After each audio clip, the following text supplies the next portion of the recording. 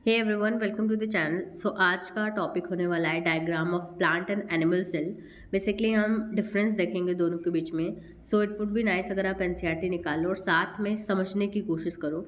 Last के video में हमने देखा था कि यूकैरियोटिक सेल क्या होता है, क्या क्या चीज़ें उसमें होती हैं। So now let's start. पहला क्या है? पहला है आपका प्लांट सेल। ठीक है, प्लांट सेल देखो कैसा दिख रहा है, पॉलीगन जैसा दिख रहा है। ठीक है, तो पॉलीगन जैसा मोस्टली देखने को मिलता है। अब सबसे पहली चीज़ देखो, सेल वॉल। सेल वॉल क्या होता है? जो सबसे बाहर होता है, जो सबसे रेजिड टफ स्ट्रक्चर होता है। ठीक है, जो शेप देता है। उसके अंदर आता है आपका प्लाज्मा मेम्ब्रेन। प्लाज्मा मेम्ब्रेन देखो उसके अंदर आता है। प्लाज्मा मेम्ब्रेन का काम होता है कि कौन सी चीज़ें अंदर आनी, कौन सी चीज़ें बाहर जानी। ये सेलेक्टिवली परमिएबल मेम्ब्रेन होता है, ये फ्लेक्सिबल होता है, सेल वॉल की तरह टफ नहीं होता है। ठीक है, न्यूक्लियस की बात करें, न्यूक्लियस जो होता है करता धरता होता है हर सेल का, मतलब हेड होता है। ठीक है, कंट्रोल करता है कि क्या चीज़ें अंदर जाएंगी, क्या चीज़ें बाहर जाएंगी। इसके साथ साथ कौन क्या काम करेगा, कौन क्या काम नहीं करेगा, किसको आना अलाउड है, किसको नहीं अलाउड है। ठीक है, न्यूक्लियस में ही आपका डीएनए होता है। ठीक है, न्यूक्लियस के अंदर अगर आप देखोगे तो एक छोटा सा स्ट्रक्चर है जिसे न्यूक्लियोलस कहते हैं। न्यूक्लियोलस किसी मेम्ब्रेन से बाउंड नहीं होता। ठीक है, न्यूक्लियोलस का काम होता है आरएनए बनाने का। ठीक है, अगर हम साइटोप्लाज्म देखें, साइटोप्लाज्म वो एरिया है जहाँ पे मैक्सिमम रिएक्शंस होते हैं। ठीक है, साइटोप्लाज्म जेली जैसा सब्सटेंस से मिलके बना होता है।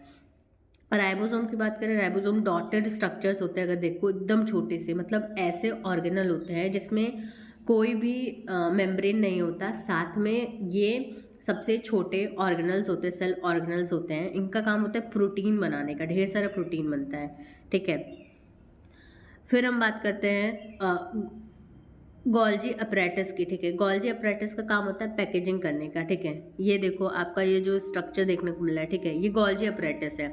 इसका काम होता है चीज़ों को पैक करने का, चीज़ों को मॉडिफाई करने का। ठीक है, फिर हम देखते हैं एंडोप्लाज्मिक रेटिकुलम। एंडोप्लाज्मिक रेटिकुलम का काम होता है ट्रांसपोर्टेशन का। अब अगर किसी एंडोप्लाज्मिक रेटिकुलम पे अगर टेम्पररी, ठीक है, राइबोसोम अटैच होता है, ठीक है, तो वो साथ में प्रोटीन का सिंथेसिस कराने में भी हेल्प करता है। लेकिन अगर राइबोसोम अटैच नहीं है, यहाँ देखो, तो वो क्या करेगा? लिपिड का सिंथेसिस कराएगा, डिटॉक्सिफिकेशन कराएगा। ठीक है, प्लाज्मोडेस्माटा क्या होता है? प्लाज्मोडेस्माटा जो होता है वो जो दो सेल होते हैं उसके साइटोप्लाज्म को जोड़ता है, मतलब कम्युनिकेशन के लिए इंपॉर्टेंट होता है। ठीक है, क्लोरोप्लास्ट क्या होता है? क्लोरोप्लास्ट एक इंपॉर्टेंट फीचर है प्लांट सेल का। ये केवल प्लांट में ही देखने को मिलता है, एनिमल में नहीं देखने को मिलता। ये ग्रीन कलर का होता है और इसमें पिगमेंट होता है। ठीक है, यहीं पे खाना बनता है सनलाइट का हेल्प लेके। माइटोकॉन्ड्रिया बहुत इंपॉर्टेंट है, जैसे पावर हाउस कहते हैं ना कि जहाँ से एनर्जी मिले। ठीक है, तो वो माइटोकॉन्ड्रिया है, एटीपी बनाने का काम करता है। इसमें भी ये भी दो मेम्ब्रेन से घिरा होता है। मिडिल लैमेला क्या होता है? दो सेल को जोड़े रखता है। ठीक है, ये कैल्शियम पेक्टेट का मोस्टली बना होता है। वैक्यूल क्या होता है? एक ऐसा मेम्ब्रेन होता है, सॉरी, एक ऐसा ऑर्गेनल होता है जो कि एक ही मेम्ब्रेन का बना होता है और बड़ा सा होता है प्लांट सेल के केस में, और ढेर सारा स्टोरेज का काम करता है, मतलब काफ़ी ज़्यादा स्टोर करता है, वाटर टैंक समझ लो। माइक्रोट्यूब्यूल्स भी ऐसे स्ट्रक्चर होते हैं, मेम्ब्रेन से घिरे हुए स्ट्रक्चर्स होते हैं। ठीक है, और परऑक्सीजोम क्या होता है? परऑक्सीजोम देखो अगर आप, तो परऑक्सीजोम दोनों ही सेल में मिलता है, एनिमल प्लांट सेल दोनों में। इसका काम होता है कि कोई डेंजरस चीज़ आपके सेल में घुस गया, जैसे कि नॉर्मली H2O2 होता है, तो इसको वो तोड़ देता है सिंपलर और नॉन हार्मफुल चीज़ों में, जैसे H2O2 को तोड़ देता है H2 और O2 में। ठीक है, अब हम देखते हैं एनिमल सेल को। एनिमल सेल में भी मैक्सिमम चीज़ें कॉमन है।